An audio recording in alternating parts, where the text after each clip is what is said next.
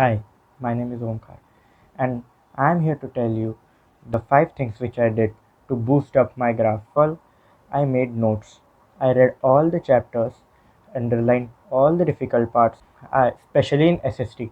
I listed all the events, concepts in a notebook, made notes, and made different book for formulas which contain all the reactions, the structures, the for maths formulas, physics formulas. And second, I gave that formula book to my little sister and told her to spot the difference between the formula book and the thing which I'll be writing on the paper as practice. She had no idea, and that's what made it even better. She spotted the difference, spotted each and every difference, and we did it to more than 10 to 15 times to fit it up in my head. Third things, I solve papers. मैंने हर subject के almost 10 से भी ज़्यादा paper solve किए. मैंने हर दिन almost 2 से 3 paper solve किए. 3 3 घंटा टेबल पे बैठ के फुल एग्ज़ाम एनवायरनमेंट में पेपर सॉल्व किए, और फिर at the end of the day मैंने वो बियानीस के टीचर्स को चेकिंग के लिए दिए. वो चेक करके आए, बहुत सारे मिस्टेक्स निकाले उसमें से.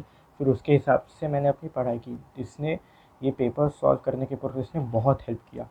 फोर्थ, काफ़ी important, hobbies.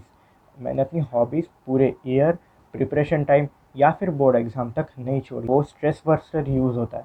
Fifth, final boost. मैं पेपर के 2 से 3 दिन पहले अपनी मम्मी के साथ बैठता था. मम्मी को वो बियानीज़ वाला क्वेश्चन बैंक देता था और रैंडमली मम्मी क्वेश्चन पूछती थी.